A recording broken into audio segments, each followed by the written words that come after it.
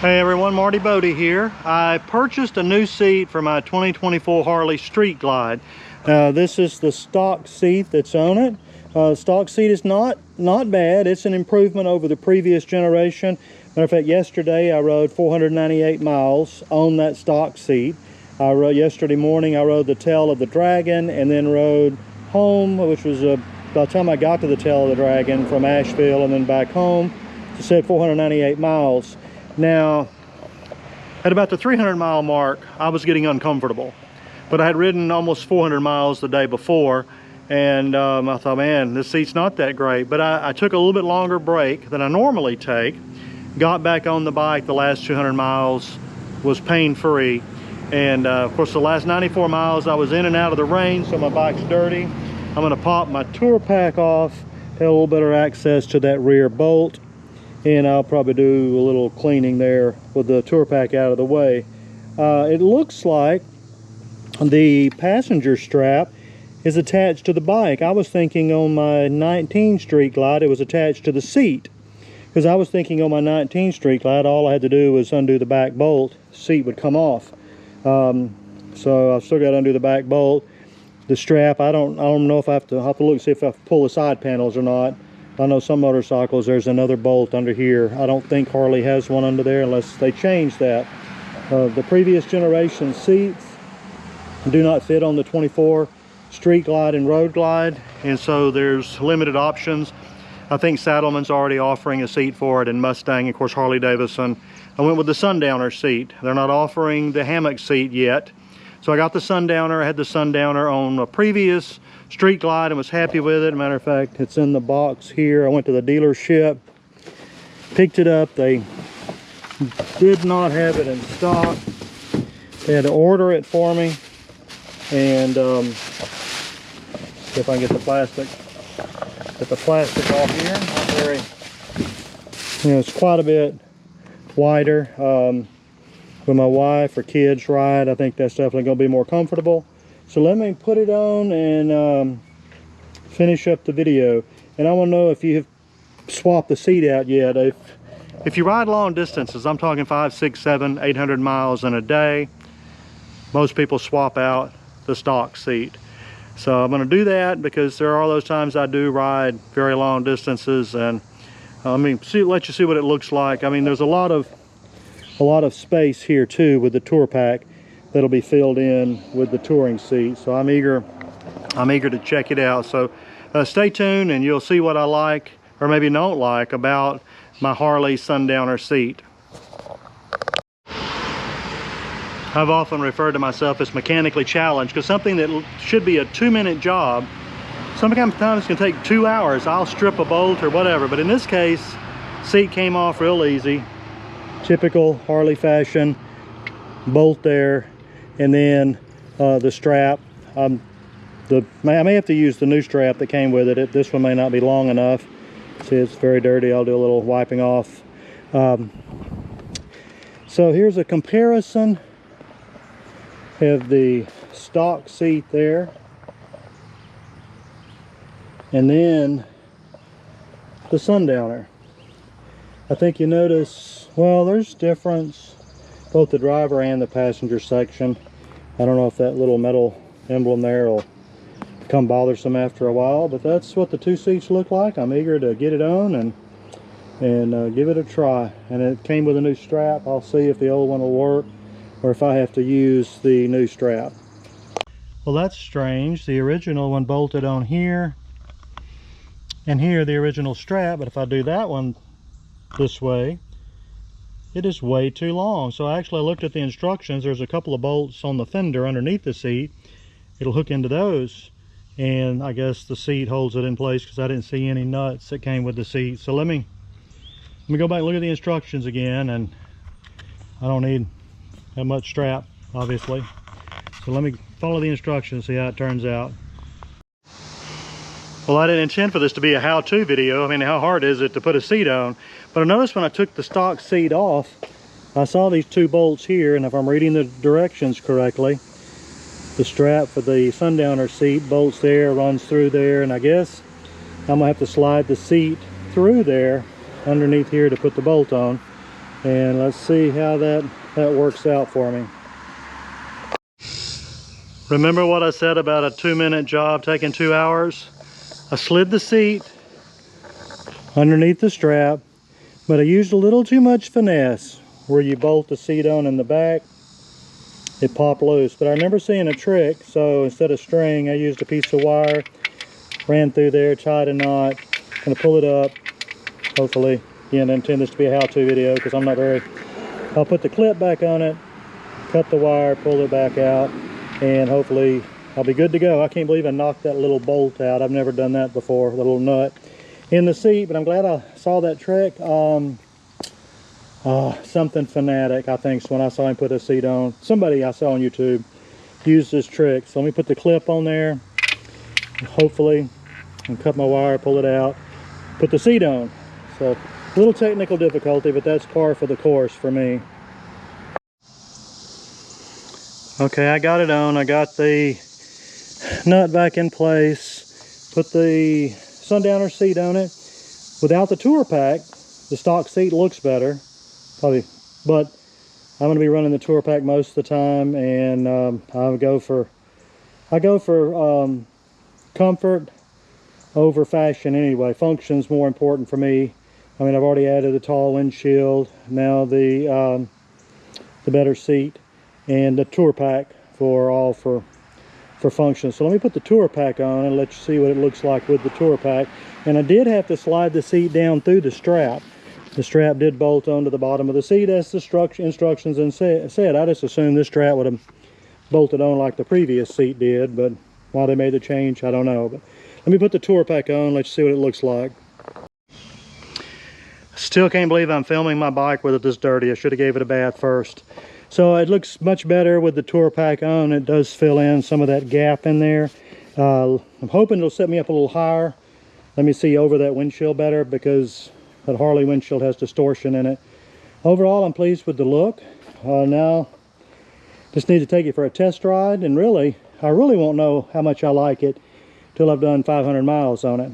But I'll take it for a test drive and let you know my first impressions anyway for the Sundowner touring seat by Harley Davidson.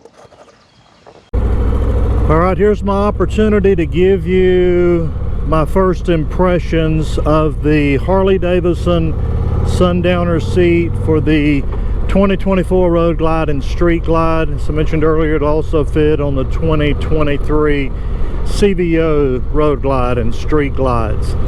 I've only spent about 30 miles on the seat, so it is really a first impression. I had planned on riding the back of the Dragon today up in Virginia, and the weather forecast didn't seem to cooperate, which actually I haven't checked the weather this morning, but it looks fine now. I always say weathermen lie, but I had somebody gonna ride with me, and looking at the forecast, we decided to postpone that ride. I did ride the tail of the Dragon last week, spent the longest day, 498 miles on the stock seat, and the stock seat is doable, but I definitely wanted the touring seat. I do, hopefully in another week or so, we'll do the back of the Dragon, and I'll leave comment in the comment section. I'll let you know what this seat is like long term, because that's really where you test a touring seat, is when you know, really put down several hundred miles. But here's my first impression. When I sat on it, I instantly noticed that the seat feels firmer than the stock seat. And we may think, well, softer is better. Would seem that way. I think the manufacturers intentionally put some soft foam on a seat, so when you sit on it in the showroom, you think, oh man, this seat feels good, and it does when you first sit on them. But the problem with a soft seat is that foam, as you ride, continues to compress, and sometimes within a couple hours, maybe a couple hundred miles, which should be more than a couple hours, but at some point in the ride, that soft foam can just completely flatten out where you're sitting on the metal seat pan. So sometimes a little bit firmer foam is really better. So the fact that this foam is firmer, I think, is going to be a good thing. When I'm riding over bumps now, of course, I have adjusted, you have more flexibility on adjusting the suspension on the 2024 Street Glide than you did the previous generation. So I have played with the preload a little bit, but I really, I get a little extra absorption or bounce over the rough places with this seat. So I think it's definitely going to be more comfortable. Now again, I'm eager to do a 400, 500 mile day, and I'll know for sure. But definitely the overall firmness, I think, is good. And most seats require a little break-in period anyway, so it may feel different, you know, a month or two down the road than it does right now. So the firmness, I think, hopefully is going to be a good balance. The other thing I noticed right away, as soon as I sat on the bike, is the seat height feels much higher. I didn't look at the specs. You can look that up, stock seat height. I'm sure somewhere they've got posted the seat height on this Sundowner. It definitely feels taller, which for people with shorter inseam, that might not be a good thing. In my case, I'm 6'1" with long legs. I appreciate the extra height for a couple of reasons. One is when you have long legs and a low seat height, depending on where your pegs or floorboards are positioned, your knees can end up higher than your hips. And that was the case with the stock seat. My knees were definitely higher than my hips, and so a really long ride, not only do you feel it in your knees, you can feel it in your hips. So I'm actually happy that the seat is taller. Another reason I'm glad that the seat is taller is this Harley windshield I installed. I put the 10-inch windshield, windjammer I think they call it, but anyways, the 10-inch windshield gives much better wind protection, but where they've flipped up the windshield in this section, there's a great deal of distortion. Now from my camera, it probably appears that I'm looking through the windshield, and that's not the case. That's because of where the camera's positioned on my full-faced helmet. I'm actually looking over the windshield, and I could look over it with the stock seat. I don't want to say barely, but I would have liked to have had, you know, been able to just see over the windshield a little better, and now I can. I can see over it much better. So again, I think the taller seat height is going to be good for me. Now, I do feel more like I'm sitting on the bike than in the bike. Kind of like if you have ever sat on a police special, especially with that tractor seat, it's much taller, and it feels different. Now, because the seat's a little higher, I feel like the handlebars are a little lower, and as far as the overall ergonomics, yeah, that's going to affect my reach to the bars. I know a lot of people put tall handlebars. I've never had any interest in tall handlebars. For one, is some people put bars so tall they get their fist up in the wind blast, which is no good if you're like me and you ride year-round. You know, if it's in the 30s or 40s and I'm riding, I don't want my fist in the wind. Now, I did set on a new Street Glide at the dealership where they had put some slightly taller bars that the grips were still behind the fairing. So you know, because of this taller seat, it might influence me to at some point go with taller handlebars, but I don't mind the lower bars. I have long arms to go with my long legs, and when I'm really in the twisties, you know, I like to really, you know, lean forward, and I don't know, the lower bars just feel more aggressive. You obviously don't see ape hangers on a sport bike. So the height is good. for me. The firmness is good. One thing I definitely like better than the stock seat is I can move around on this seat. That stock seat, it held you in place, which in one sense is a good thing. You know, normal average riding, it feels good, you know, the way that stock seat just kind of, you know, cups you in one spot.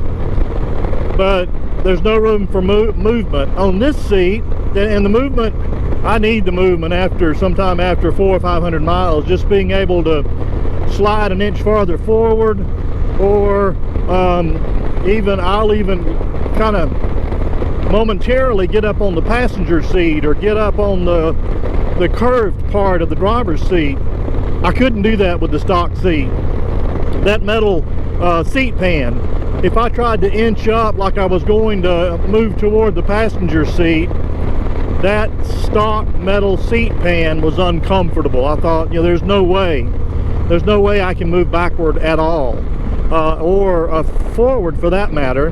Matter of fact, I think because this seat is higher, I feel like it's more narrow at the front of the seat where it meets the tank, and it may not be any more narrow. It may just be that because of the extra height, they can just, I don't know, slope it. I should have put the stock seat, the front of the stock seat up against the front of the Sundowner. Matter of fact, I may go, when I get home, I have the stock seat in the box. I may pull it out and see how the width compares at the tank, because it really, the stock seat just felt a little wide to me at the gas tank. Now Harleys, I used to always say that one thing I did not like about Harley Davidsons and the ergonomics is I always felt like I was sitting up on the gas tank, closer to the gas tank than was comfortable. Where in this case, the stock seat or the Sundowner, I'm definitely not sitting up on the gas tank. I feel much less like that sit up and beg position that you think about a dog sitting up and begging. Well, that's the way I sometimes felt riding on a Harley Davidson. I felt like I was up on the gas tank. Well, I feel like I have plenty of room away from the gas tank. So overall, my first impressions are very good. Another thing I like about this seat is the price. I shop by price often, which is not always a good thing. My wife likes to tell me I get what I pay for. Sometimes I'll buy something because it's half the price and I'm not happy with it. I end up buying the more expensive one, and I'm stuck with the one I bought in the first place, which sometimes I either will give away or sell at a fraction of what I gave for it. But in this case, this seat is less than half the price, I think, of some seats. I think it'd be easy to spend $1,000, I think, on a seat from another brand, and this one's around the $400 price range. Now, some of those seats, you know, from you know, Saddleman or Mustang or whoever else you might buy from, some of those you may be purchasing it with the driver's backrest, where I don't have the driver's backrest, but I think I'm going to go ahead and buy it. First of all, I'm wondering though, the way that strap doesn't, the way the strap bolts to the fender underneath the seat, and I had to slide the seat through the passenger strap handle.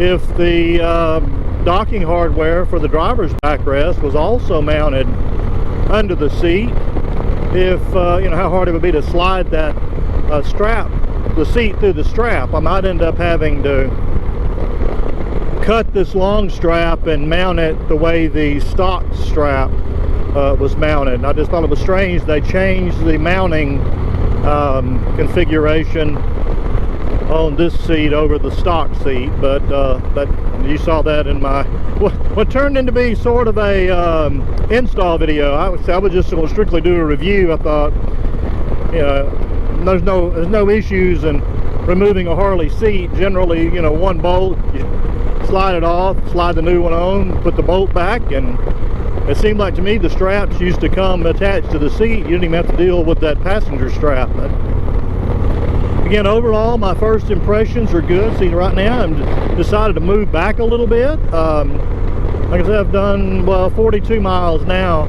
on this seat. I don't, you know, if this one requires a break-in period, I don't know, you know, what the normal break-in period on a seat is. You can leave comments down below if you have purchased, replaced your seat and it got better or worse over time.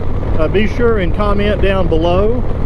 If you've purchased another brand, I know right now Saddleman seats are really popular, Mustang seats are really popular. I don't know, there's plenty of other brands out there that if I thought long enough I could think about some more. Those are the two that they normally come to mind.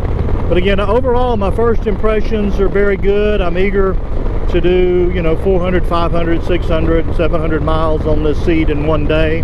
That'll be the true test. But even I've discovered on very comfortable seats, on a long ride, periodically I have to take a longer break than normal just because my behind has gone numb or my lower back is starting to ache. So overall, I'm pleased with my purchase so far. I've added the tall windshield, a tour pack, and now a touring seat. So I'm basically what Harley would call the long haul package.